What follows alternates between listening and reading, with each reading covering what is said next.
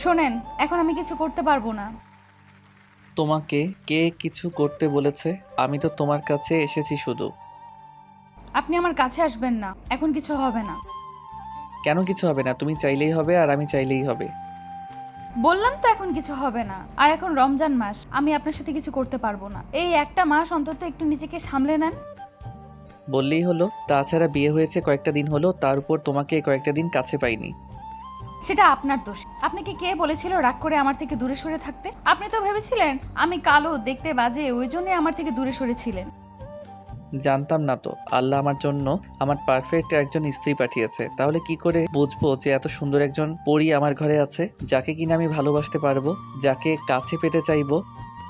ওই জন্যই এটা আপনার শাস্তি। পুরো 15 দিন আপনি আমাকে কষ্ট দিয়েছেন। বিয়ের রাতে বলেছিলেন আপনি আমাকে স্ত্রী হিসেবে মানেন না, আমার কাছে আসবেন না, আমাকে ভালোবাসতে পারবেন না। তাহলে এখন এত ভালোবাসা উতলে উঠছে কোথা থেকে?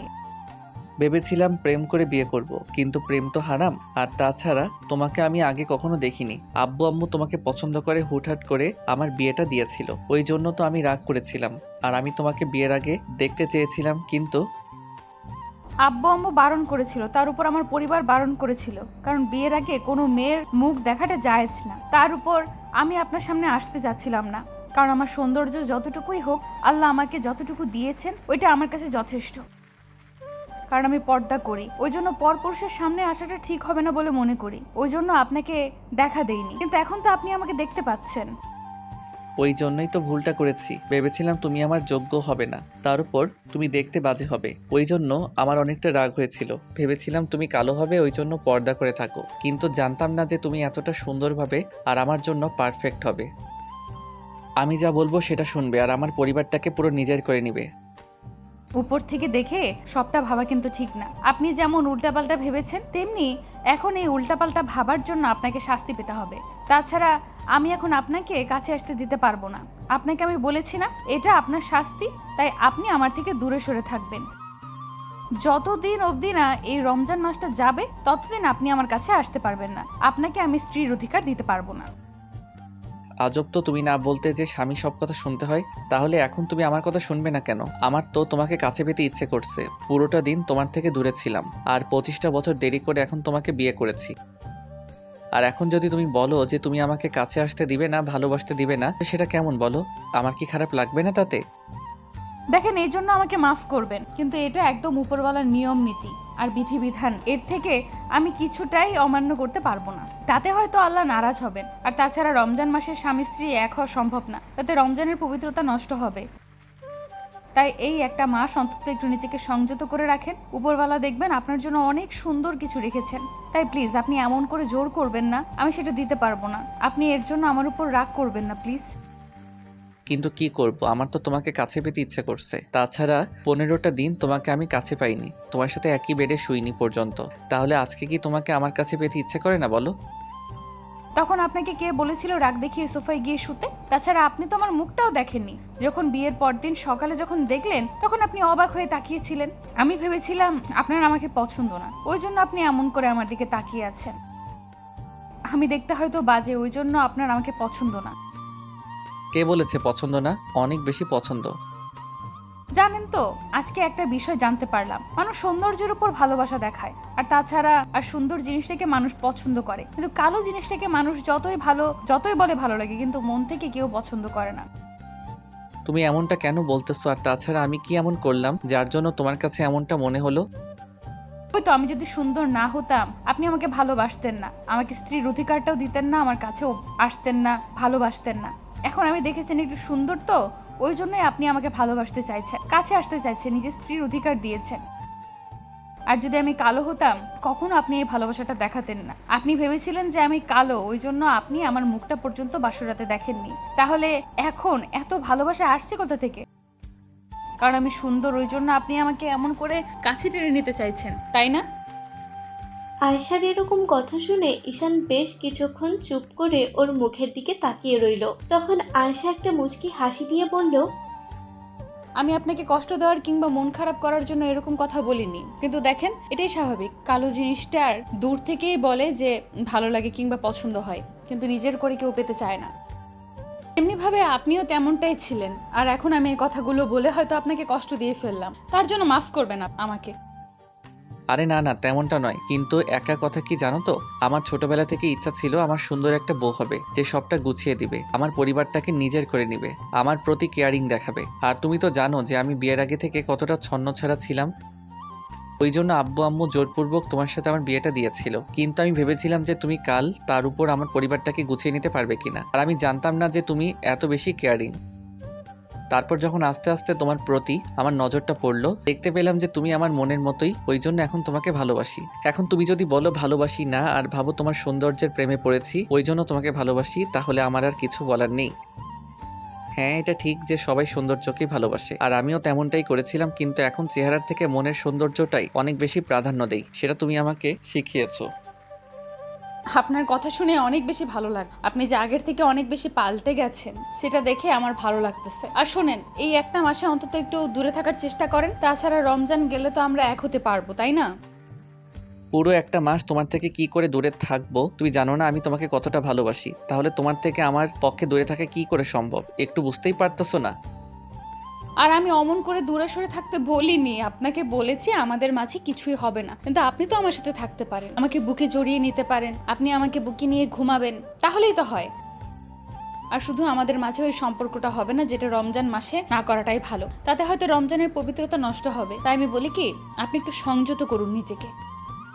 আচ্ছা ঠিক আছে, না হয় করলাম, কিন্তু তুমি আমাকে কাছে আসতে দিবে তো? আমাকে তোমাকে জড়িয়ে ধরতে দিবে তো? একটা চুমু অন্তত দিতে দিবে আমার বউটার কপালে?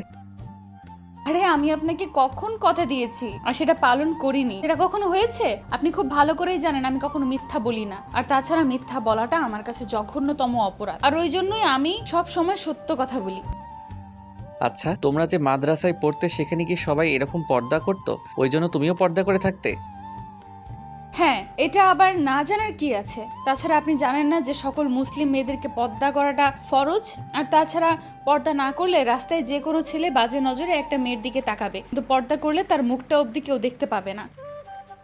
আর একটা কথা কি জানেন তো, বাজে জিনিসগুলোর দিকে মানুষের নজরটা একটু বেশি থাকে। তেমনি ভাবে আমি যদি নিজেকে ঢেকে না রাখি, আর আল্লাহর দেওয়া সৌন্দর্যটাকে যদি আড়াল না করে রাখি, তাহলে সবাই এটা উপভোগ করার জন্য বাজে নজরে তাকাবে আর বাজে চিন্তা ভাবনা করবে আমাকে নিয়ে। ওই জন্য এটা সৌন্দর্যকে ঢেকে রাখাই ভালো, এটা স্বামীর হক, তাহলে আমি অন্য কাউকে কেন দেখাবো? এই জন্যই বোধহয় ওই বাজে মেয়েগুলোর দিকে সবাই অমন করে তাকায়। বাজে মেয়ে কাদের বলতেছেন? আরে যারা ওই পর্দা করে না, তারা কেমন করে যেন সবসময় উল্টাপাল্টা ড্রেস পরে ঘুরে বেড়ায়, ওরা কি বাজে মেয়ে নয় বলো?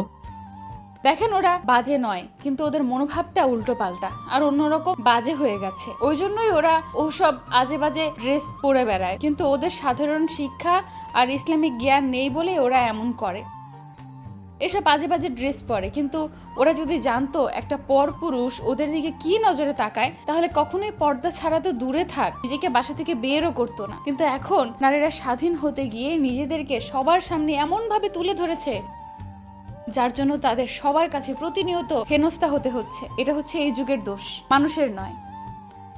তোমার কাছ থেকে আমার অনেক কিছু শেখার আছে। তুই যত এসব কথাগুলো বলতে শুরু করো আমি অবাক হয়ে যাই যে আমি কোনো কিছুই জানতাম না, যার জন্য তোমার কাছ থেকে এগুলো নতুন নতুন শিখছি, আর আমার তত বেশি ভালো লাগছে।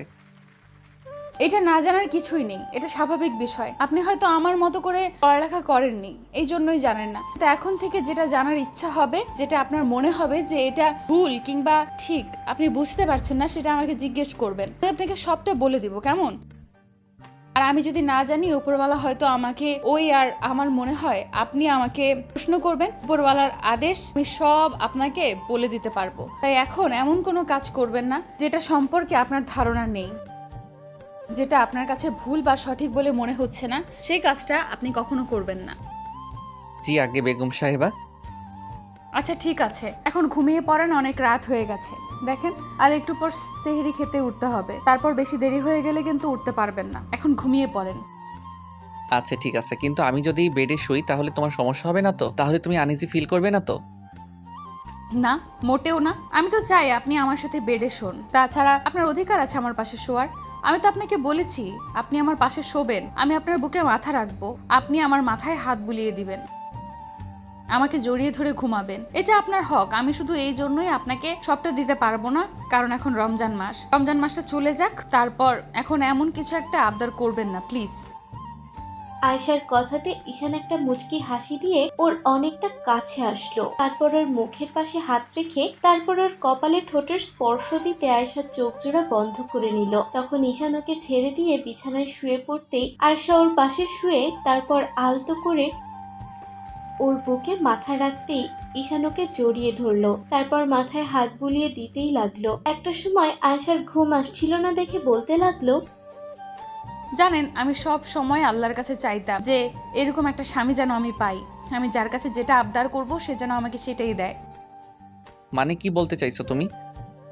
আরে এই যে আপনার বুকে আমি মাথা রেখেছি, আপনি আমাকে পরম যত্নে আমার মাথায় হাত বুলিয়ে দিচ্ছেন, আমাকে আদর দিয়ে দিচ্ছেন, মাঝে মাঝে আমার কপালে চুমু দিচ্ছেন, এগুলো কি আপনার ভালোবাসা না? বলেন, ভালোবাসা কি শুধু শারীরিক সম্পর্কের মধ্যেই হয়?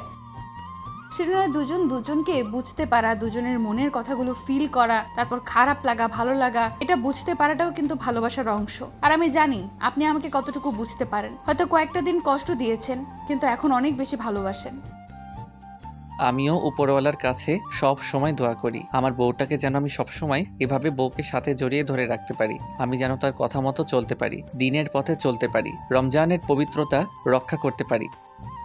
অবশ্যই উপরওয়ালা আমাদের মনের ইচ্ছা পূরণ করবেন। আর শোনেন না, আমার না একটা ইচ্ছা ছিল। হ্যাঁ বলো, আমি তোমার সব আবদার রাখবো, তুমি যেটা বলবে আমি সেটাই শোনার চেষ্টা করব। আর তুমি খুব ভালো করেই জানো আমার বউ আমার কাছে কিছু চাইলে আমি সেটা না দিয়ে পারি না। তেমন কিছু না, কিন্তু জিনিসটা উপরওয়ালার মাধ্যমে আমাদের সাথে আসবে। তাছাড়া এখন চাই না, আমি আপনাকে আগে বলে রাখতে চাই, যদি বেঁচে থাকি তো রমজানের পর আমরা বিষয়টা ট্রাই করব, কেমন? এটা কেমন কথা? উপরওয়ালা হয়তো অবশ্যই আমাদের মনের ইচ্ছা পূরণ করবেন। এখন তুমি বলো তুমি কি চাও? আমি চাই আপনি আমাকে একটা বেবির আম্মু বানিয়ে দিবেন। কি হলো, পারবেন না? আমার বউটার এই আবদারটুকু, আমি তো জানতাম না আমার বউটা এতটা রোমান্টিক আর এত বেশি ভালোবাসে, যার জন্য আমার থেকে 1 মাস আগেই বেবি চেয়ে রাখতেছে। আপনি শুধু নিজেই রোমান্টিক নয়, আপনার বউটা রোমান্টিক শুধু রমজানের পবিত্রতা রক্ষার কারণে এখন সেটা হতে পারছে না। কিন্তু একটাবার রমজানটা যাক, দেখবো স্বামীকে কিভাবে ভালোবাসতে হয়। আচ্ছা ঠিক আছে, এখন ঘুমিয়ে পড়ো। সত্যিকারের ভালোবাসাগুলো এমনই হয়। তো ভালো থাক ভালোবাসা, সবাই রমজানের পবিত্রতা রক্ষা করবেন আর সবার সাথে ভালো থাকবেন, সুস্থ থাকবেন এবং সুন্দর ব্যবহার করবেন। ধন্যবাদ, আল্লাহ হাফেজ। আমাদের দেয়া গল্পটি যদি আপনাদের ভালো লেগে থাকে তাহলে একটি লাইক করুন। আরও নতুন নতুন গল্প পেতে চ্যানেলটি সাবস্ক্রাইব করে বন্ধু হয়ে আমাদের পাশে থাকুন। ধন্যবাদ সবাইকে।